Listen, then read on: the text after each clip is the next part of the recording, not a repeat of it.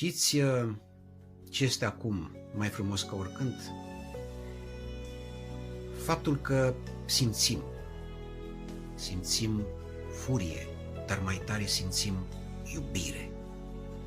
Simțim frustrare, dar mai tare simțim curaj.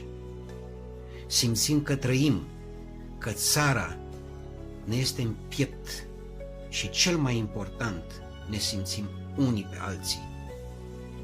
Suntem conectați unii cu alții și noi toți cu Dumnezeu.